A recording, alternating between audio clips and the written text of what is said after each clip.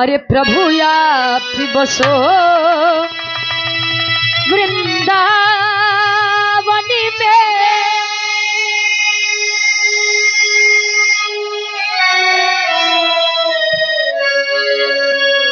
अरे प्रभु आप बसो वृंदावन में, मेरी उम्र बीत गई गोकुल में। प्रभु मेरी उम्र बीत गई गोकुल में।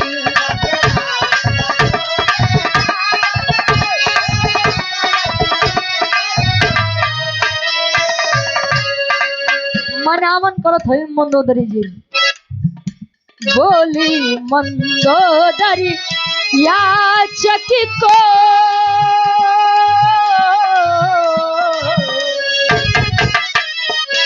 बोली मंदोदरी याचक को, खाली लो दाना ठीक नहीं।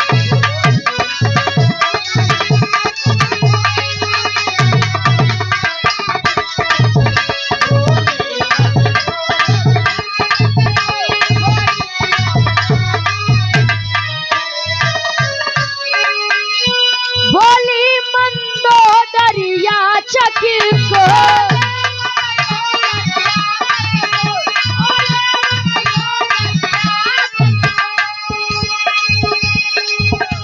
अरे खाली लौटाना ठीक नहीं।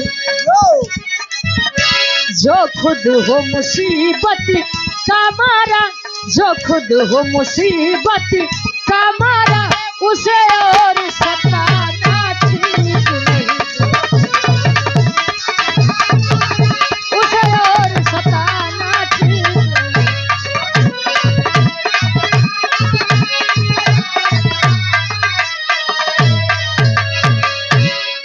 कहे जो खुद हो मुसीबत का मारा, उसे और सताना ठीक नहीं है।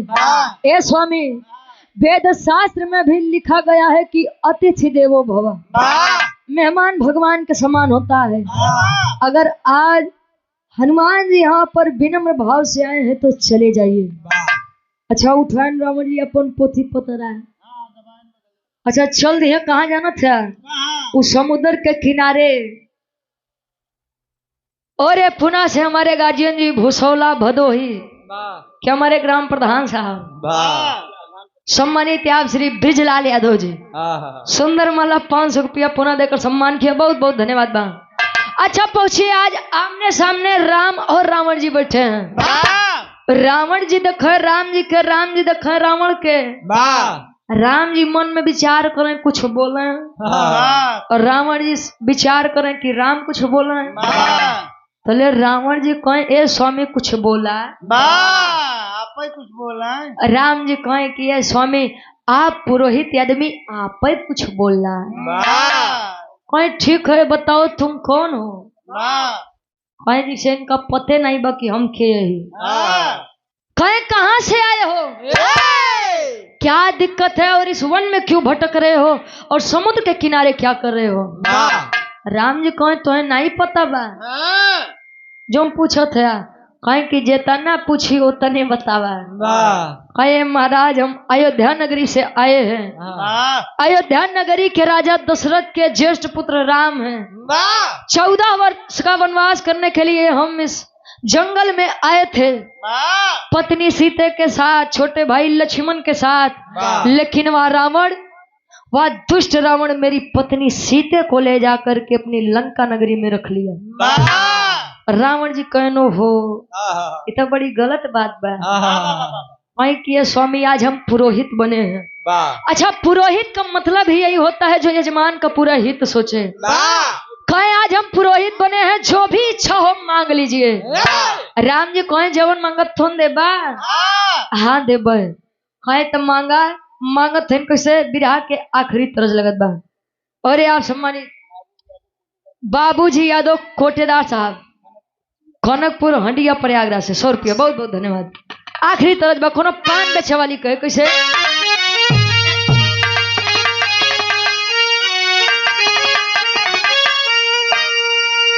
अरे तो कोठे ऊपर कोठरी हलवैया के दुकान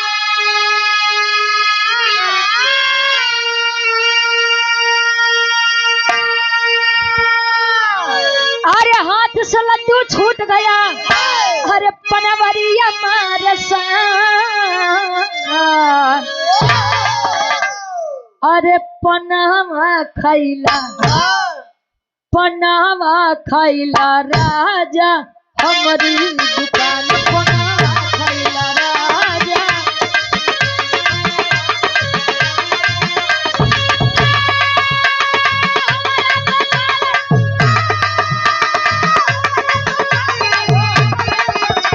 पनावा खैला राजा हमारी दुकान।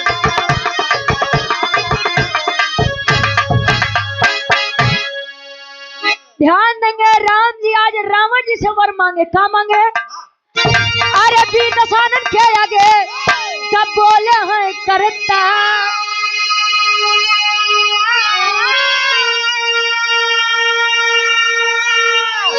अरे यह लालसा दिल में बाटे करा मंत्र उच्चार। ए स्वामी अरे तले लंका पति के हम गर्दन उतार ले लंका पति के हम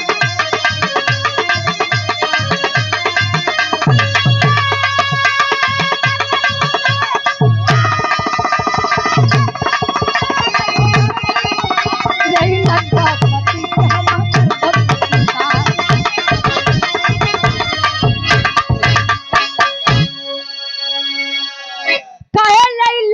पति के हम गर्दन उतार। रावण से राम जी कहे कि जब भी मेरा सामना उस युद्ध में रावण दशानन रावण से हो स्वामी मैं उसके 10 शीश काट करके वापस आऊं। रावण बोले एवं मस्तु ऐसा ही होगा और कुछ चाहिए कहे कि स्वामी जवन मांग बिहार देवा कहे कि जब ये अपन इच्छा मृत्यु के वरदान दे दिया थे उसका देह में संकोच बा जवन इच्छा हो मांगला मांगत है एक वरदान और कैसे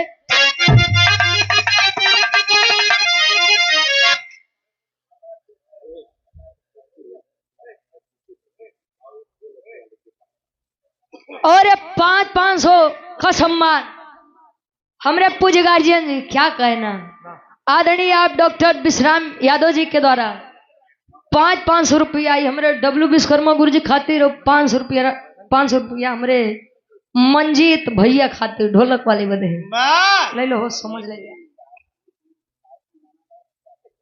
अच्छा ये 1000 रुपए का सम्मान हमारे खातिर जवन आदरणीय सम्मानित गार्जियन जी गा रहे हैं का जाने दे सहार वाली कजरा गुरु जी वे हम के गावे के बा अरे बा हमसे बढ़िया इतना बढ़िया तो और गुरु जी खुदे लहाई दी हम अब उनके साथ बहुत बहुत धन्यवाद।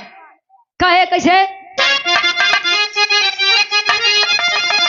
अरे कुंभकर्ण से जब होवे लड़ाई तते ही असुर के समर में गिराई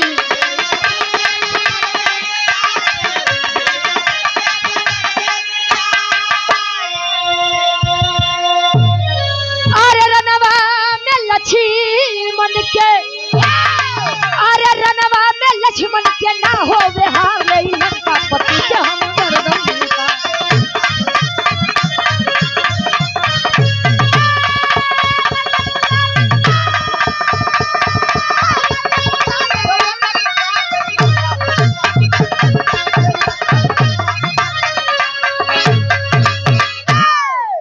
स्वामी कुंभकर्ण से भी झगड़ा हो तो मैं उसे भी परास्त कर दूं और ये पूरे इस युद्ध में मेरे छोटे भाई लक्ष्मण की हार नहीं होनी चाहिए।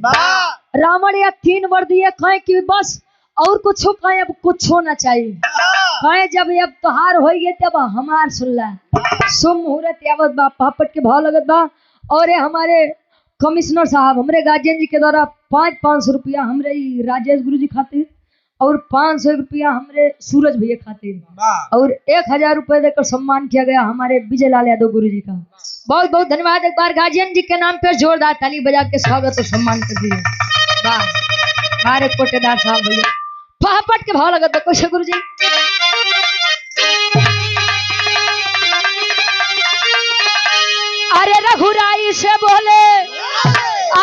मधुरी बानी रावण ज्ञानी हो। अरे तन घुराई से बोले मधुरी बानी रावण ज्ञानी हो। ता हवन कदा मिलते दुनो परानी रावण ज्ञानी हो।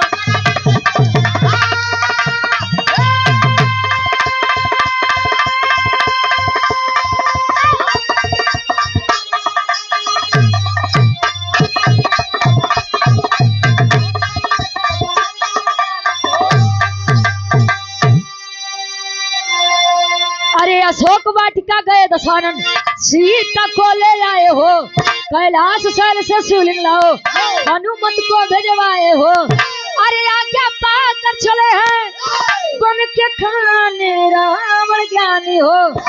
ता राम के बगल में बैठ सिया सयानी रावण ज्ञानी हो। कहे मैं चाहता हूँ या हवन आप दोनों प्राणी मिल करके करिए। राम जी कहे स्वामी दिक्कत तो यह बात के बाद कि हमार सीता हमरे लगे है ये नहीं है। गए अशोक वाटिका सीता जी को लेकर आए। हनुमान जी कहे अब एक काम करा कि सीता जी के यहाँ छोड़ दा तू चली जा। कहे कि देखिए मर्यादा पुरुषोत्तम कहे जाते हैं राम, और इन्होंने वरदान मांगा है कि ये मेरे 10 शीश काट करके आए। अब ये नगरी में यहाँ 10 शीश कटी है तो वे सीता इनकर हुई है। अच्छा अब धीरे धीरे समय बीतत बा। कहीं आ जाइए कैलाश पर्वत से शिवलिंग लेकर आइए। समय बीता नहीं आए, बालू के पिंड से शिवलिंग का आकार देकर के शिवलिंग की स्थापना कराए। अब उस जगह के नाम का पड़त बा गुरु जी, जो ने जगह उस शिवलिंग की स्थापना भरे आखिरी भाव खड़ी के भाव लगत बा।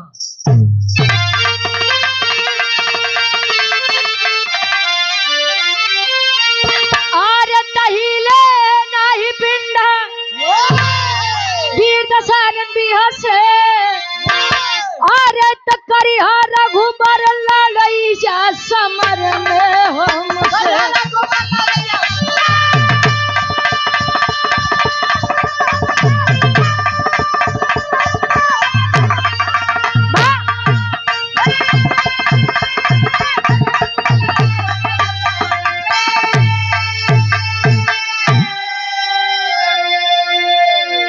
चले हैं शिवलिंग की स्थापना करा के तले राम जी पीछे से आवाज देते हैं स्वामी कुछ दक्षिणा ले लीजिए।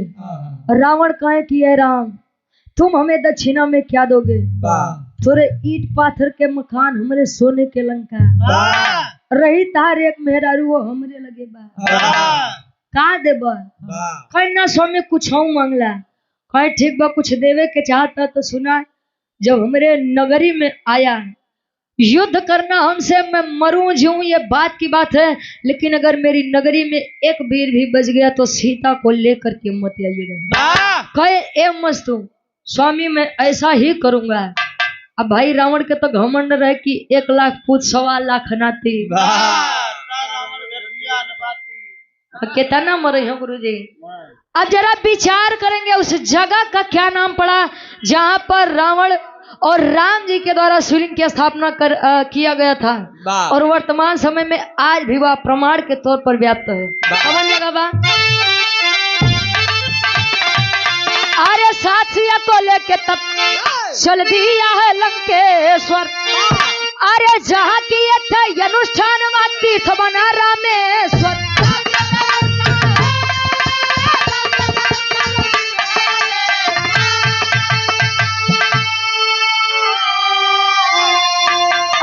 दुनिया करती दर्शन समर में हमसे।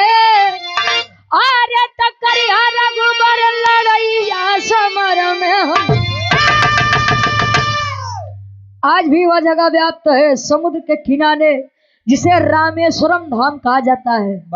जब भी लोग अपने पुरखों का तरन तार करने जाते हैं तो 4 धाम में एक धाम यहाँ भी है रामेश्वरम धाम, जहाँ भारत का आखिरी छोर है और वहां से लंका नगरी ज्यादा दूर नहीं है। आखिरी में खन्नान के परिचय बा। अब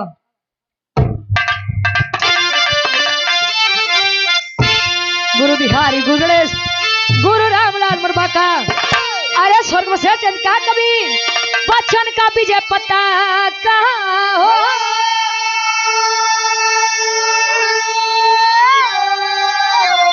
खरा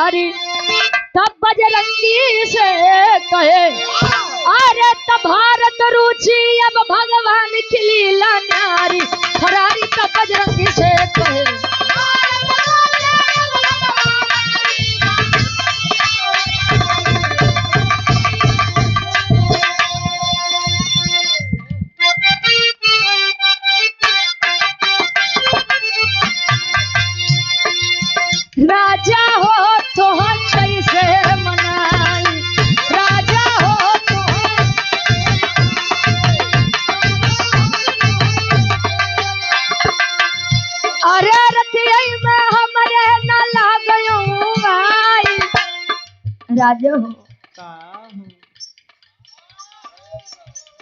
अरे वाह